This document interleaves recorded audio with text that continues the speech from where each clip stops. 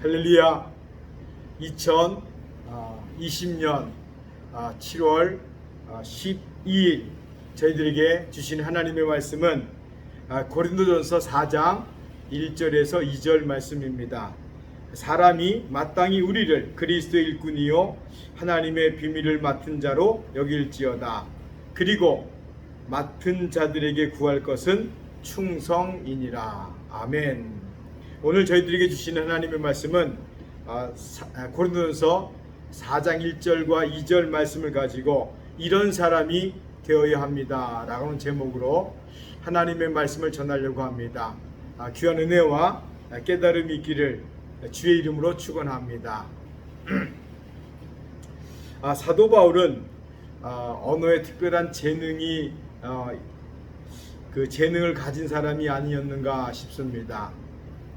히브리어는 물론이고 당시 통용되었던 헬라어 그리고 그가 기록한 모든 서신서들을 보면 사도 바울은 역시 그 언어에 특별한 은사가 있지 않았었는가 하는 생각을 갖게 됩니다.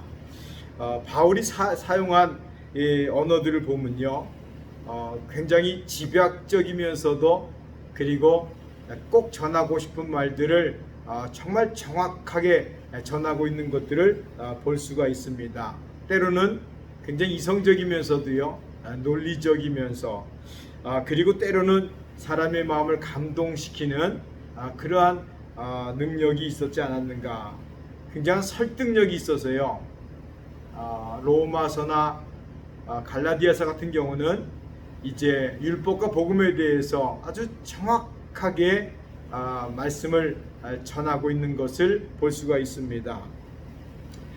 그 사도 바울의 서신서를 통해서 역사 이래 얼마나 많은 사람들이 예수님을 믿게 되었고 또 성령을 체험하게 되었는지 알 수가 없습니다.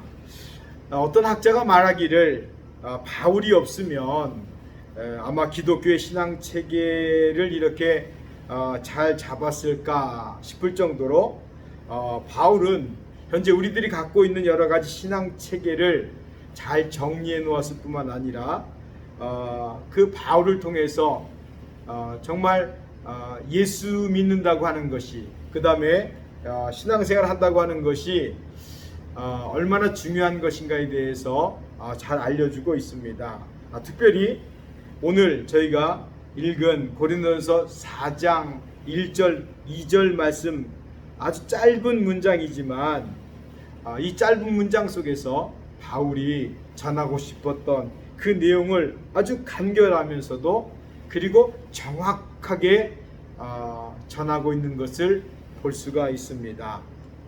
오늘 저희들에게 주신 말씀이 고린도전서 4장 1절 2절 말씀인데 대체 알고 있는 듯한 말씀이지만 다시 한번 자세히 확인해 보면 이게 얼마나 기가 막힌 말씀들을 간결하게 정확하게 전하고 있는가를 알 수가 있습니다.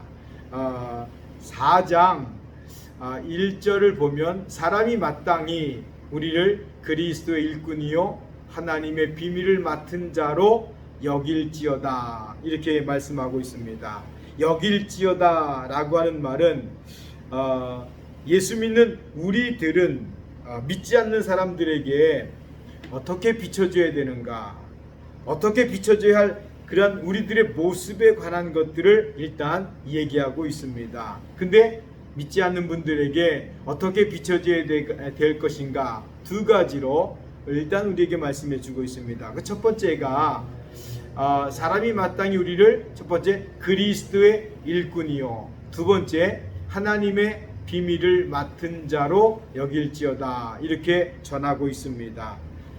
사실 보면 다 아는 이야기처럼 느껴지는데 여기에서 바울이 무엇을 말하려고 하는가를 좀 정확하게 다시 한번 확인해 보고 싶은 것이죠. 이 두 가지, 그리스도의 일꾼 그리고 하나님의 비밀을 맡은 자라고 하는 아주 짧은 것 같은데 여기에는 굉장한 깊은 바울이 전하고자 하는 내용이 아주 깊게 담겨져 있는 것을 알 수가 있습니다. 첫 번째, 그리스도의 일꾼이라고 했을 때 그 헬라어로 이 일꾼이라고 하는 것은 이제 휘페레데스라고 하는 뜻으로서 이게 뭐냐면 노예란 뜻입니다. 근데 그냥 노예가 아닙니다. 당시 로마 시대의 전투함의 맨 바닥 미층에서 노를 젓는 종을 의미하는 겁니다. 그러니까 배 가장 밑바닥 캄캄한 곳에서 방향도 모르고 그저 명령하는 대로 열심히 노를 짓는, 복종할 수밖에 없는 그 종이라고 하는 의미가 바로 여기서 일꾼이라고 하는 의미라는 거지요. 그러니까 노예 중에서도 가장 험한 일을 하는 존재감 없는 노예로 전적으로 순종하고 복종할 수밖에 없는 자라고 하는 뜻입니다.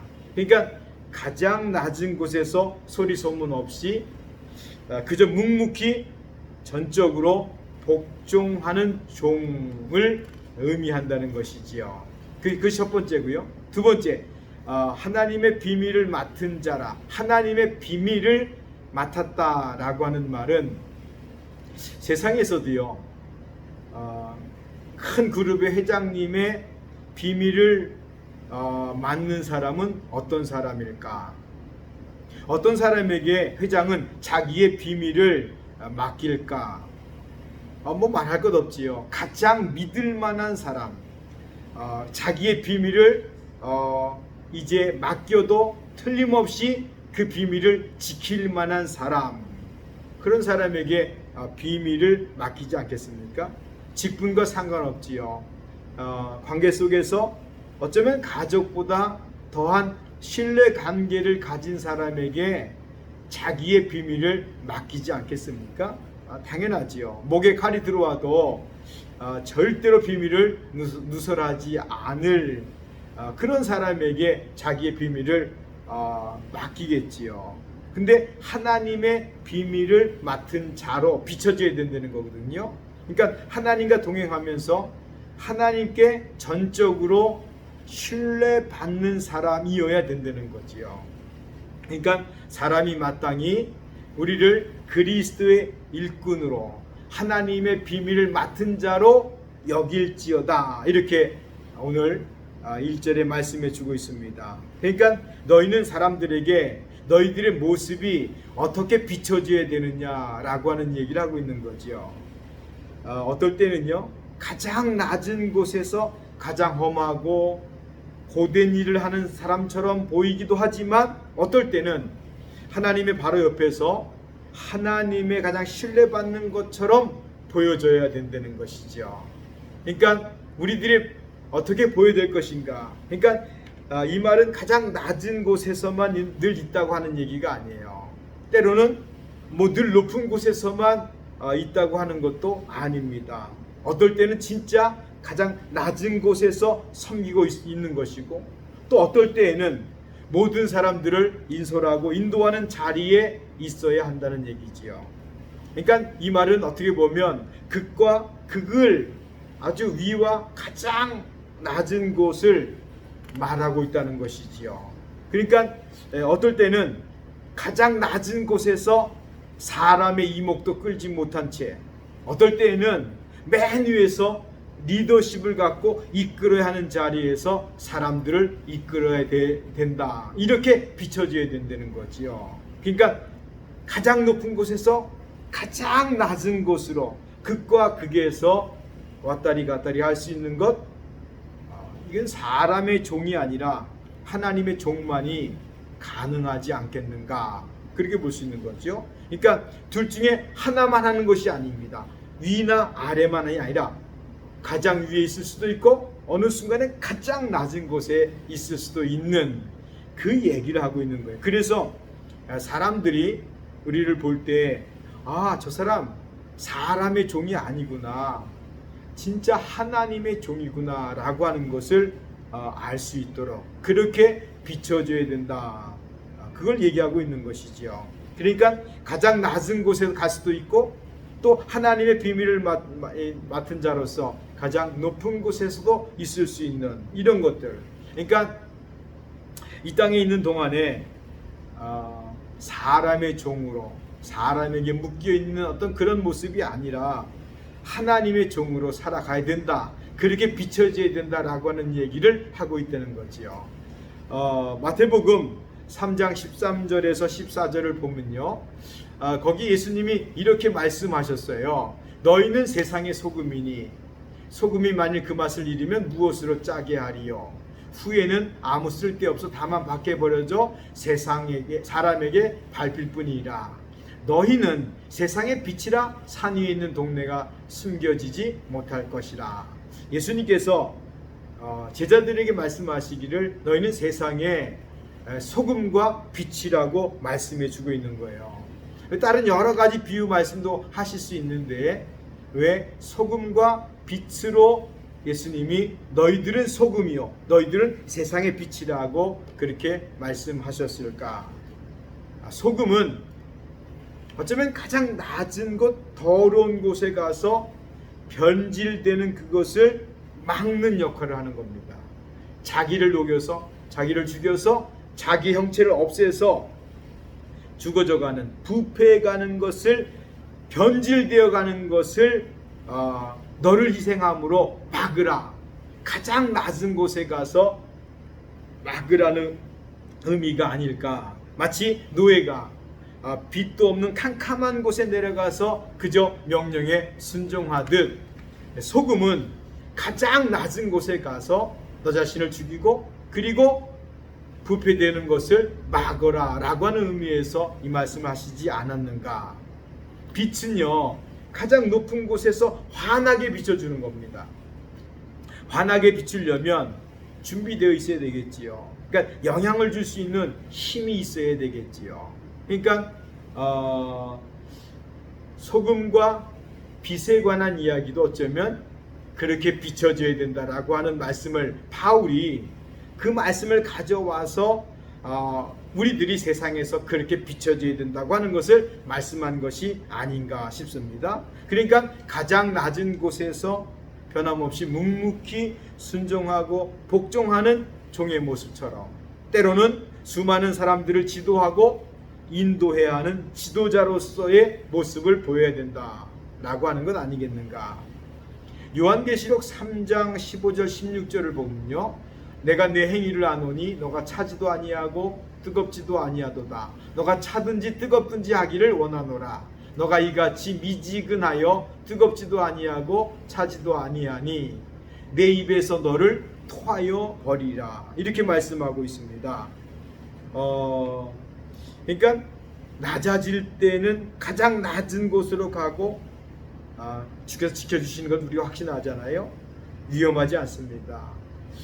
때로는 모세가 40년 광야에서 양들만 치느라고 영적인 감각을 잃어버렸을지라도 하나님께서 맡겨주시면 200만 이상의 이스라엘 사람들을 이끌어 나갈 수 있는 것처럼, 그러니까 어정쩡한 모습 보인다면 소금이 그 맛을 잃어버리는 것 같은 겁니다. 밖에 버려져서 사람에게 밟힐 뿐이라고 말씀하고 있습니다.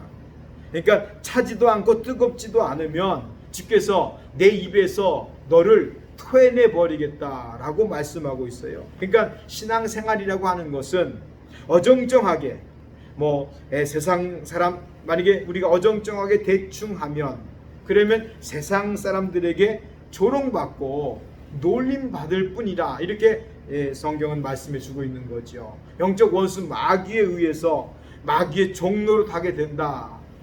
그렇게 성경은 우리에게 말씀해 주고 있습니다. 그래서 주님 때문에 낮아지는 거 두려워하지 않는 것입니다. 주께서 우리를 반드시 지켜주실 줄로 믿습니다. 그러니까 주께서 세워주시면 당당하게 믿음의 자신감을 갖고 그러니까 쓰임 받는 거지요. 그래서 이 고린도전서 4장 1절 이 한 말씀은요 우리에게 굉장히 주는 의미가 있습니다. 그래서 그리스도의 일꾼으로 때로는 하나님의 비밀을 맡은 자로서 너희들은 그렇게 비춰져야 된다. 이런 은혜가 여러분 모두에게 있기를 주의 이름으로 축원합니다. 그리고 또 한 가지가 그리고 맡은 자들에게 구할 것은 충성이라 이렇게 고린도서 4장 2절에 말씀해 주고 있습니다. 여기서 충성이라고 하는 말의 그 어원은 이제 믿음이라고 하는 피스티스라고 하는 믿음이라고 하는 뜻에서 이제 나왔거든요. 그러니까 다시 말하면 충성이라고 하는 이 단어에는 믿음인데 두 가지 의미를 가지고 있다는 사실을 우리가 한번 확인해야 되는 거예요. 첫 번째는 이 충성이라고 하는 말은 주인을 전적으로 믿는다는 뜻입니다.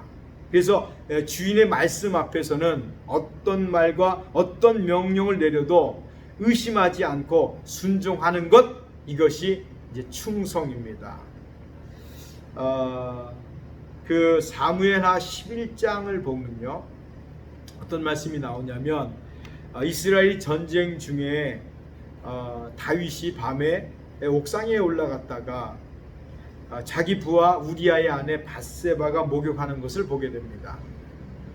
우연히 볼 수도 있을 수 있겠지요. 그렇지만 다윗이 저 여인이 누구냐라고 알아보고 한 다음에 전쟁에 나간 자기 부하 우리아 장군의 아내 밧세바인 것을 알면서도 자기 침실로 불러들여서 넘어서는 안 될 선을 넘어버립니다. 부인이 임신했다, 밧세바가 임신했다라고 하는 사실을 알려옵니다. 그래서 다윗은 자기 부하, 전쟁터에 있는 자기 부하 우리아 장군을 전쟁터에서 불러들이지요. 그리고 그에게 잔치를 베푼 후에 아내에게 들어가서 쉬라고 이렇게 명령을 내립니다. 그런데요, 이 우리아 장군이 자기 집에 가서 아내와 편히 쉬지 아니하고 자기가 지금 동료들이 싸우고 있는데 어찌 제가 편히 쉴 수 있겠느냐, 그래서 자기 집에 들어가 쉬지 아니하고 그리고 그냥 부하들과 함께 이제 거한 것을 알게 됩니다. 다윗이 사실은 자기의 죄를 은폐하려고 했던 것이지요. 그런데 그 부하 우리아가 집에 들어가지 않았기 때문에 나중에 이제 그 우리아를 다시 전쟁터로 내보냅니다. 근데 편지를 써서 내보내는데 뭐라고 써서 내보내냐면 이제 그 한번 여기가 보면요, 저녁 때 다윗이 그의 침상에서 일어나 왕궁 옥상에서 거닐다가 그곳에서 보니 한 여인이 목욕을 하는데 심히 아름다워 보이는지라 다윗이 사람을 보내 그 여인을 알아보게 하였더니 그가 아뢰되 그는 엘리암의 딸이요 햇사람 우리아의 아내 밧세바가 아니니까. 다 알면서 했다는 거지요.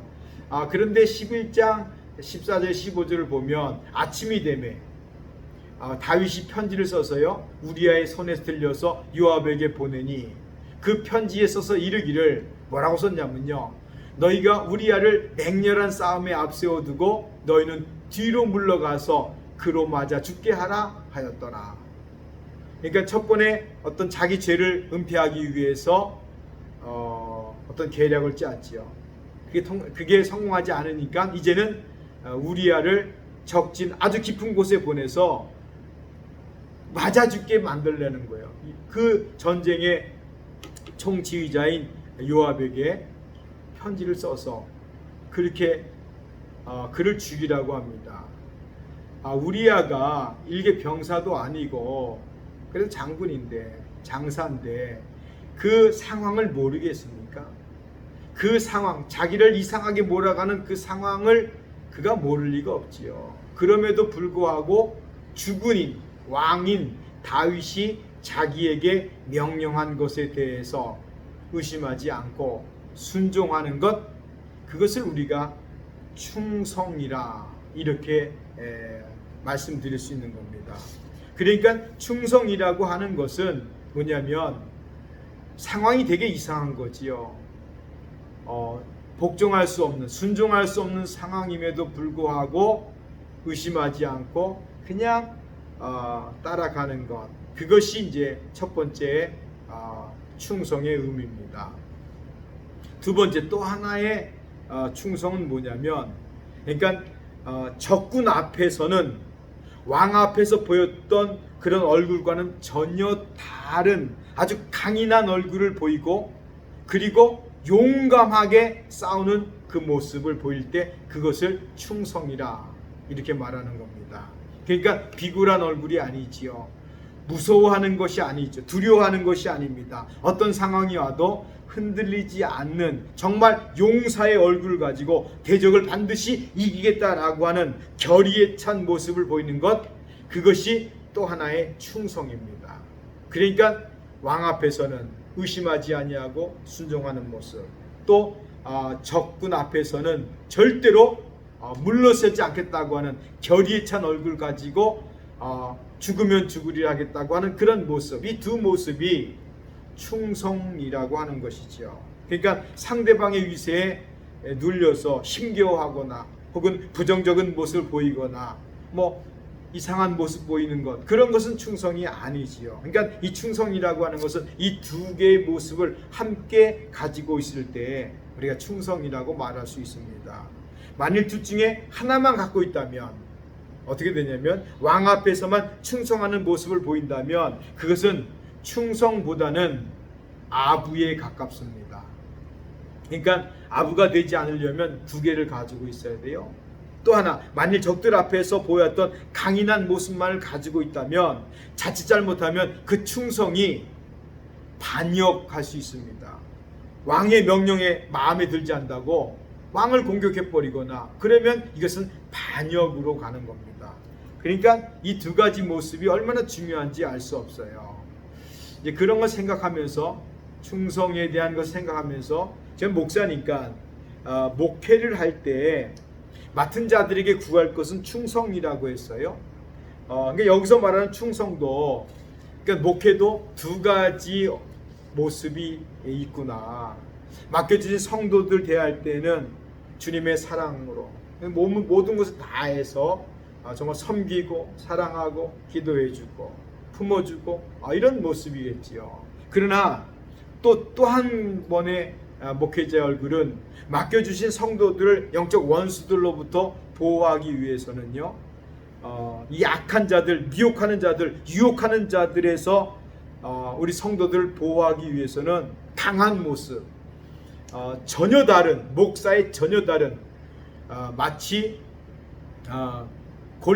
다윗이 골리앗을 상대했던 그런 모습, 두 얼굴의 모습이 있어야 되지 않겠는가. 성도님들이 그러니까 목회자에 대해서 이렇게 좀 오해할 때가 있는 것 같아요. 목사님은 늘 누구에게나 자비한 얼굴을 해야 된다. 목사는 착해야 된다. 누구에게나 다 잘해 주어야 된다. 누가 와서 뭐라 해도 다 받아주어야 한다. 성도들에게는 당연히 그렇게 하는 것이지요.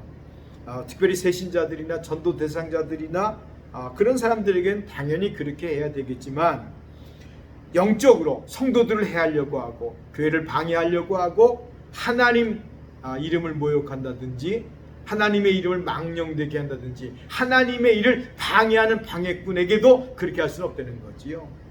그때는 자비한 얼굴, 착한 얼굴이 되어서는 안 된다는 거지요. 누가 와서 뭐라 해도 다 받아줄 수 있는 게 아닐 때가 있다는 겁니다. 그런 것을 만약에 충성이라 이렇게 오해하면 여러 가지 문제가 생긴다는 거지요.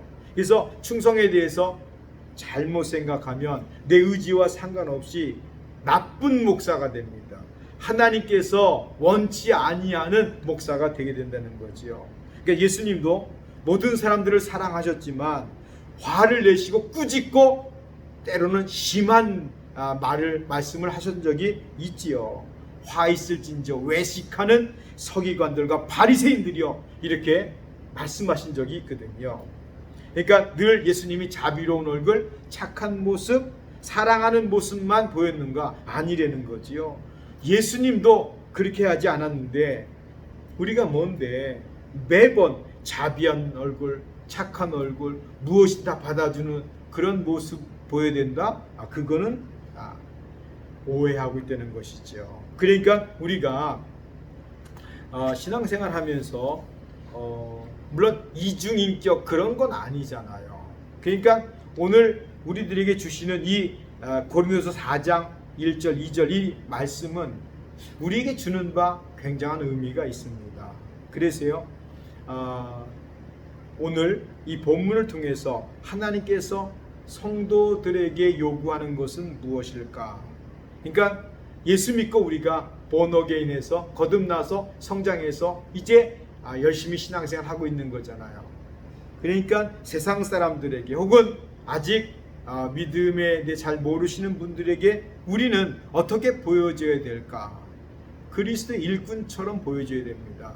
그러니까 가장 낮은 곳으로 내려가 봐야 된다는 거예요. 가능하겠는가? 우리 삶 속에서 가장 낮은 곳으로 내려갈 수 있는 것의 첫 번째 우리가 할 수 있는 것은 뭐냐면 말입니다. 말. 기분 나쁜 말 들었을 때 되받아치지 않는 것부터 시작해 봐야 되는 겁니다.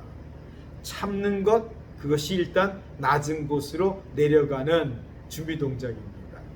그러니까 우리가 어떤 말을 들었을 때 욱 하지 아니하고 낮은 곳으로 내려가 있는 사람의 모습을 보인다면 그것은 주님이 정말 기뻐하지 않겠는가? 그리스도의 일꾼으로서의 모습으로 비춰지는 것이 아니겠는가?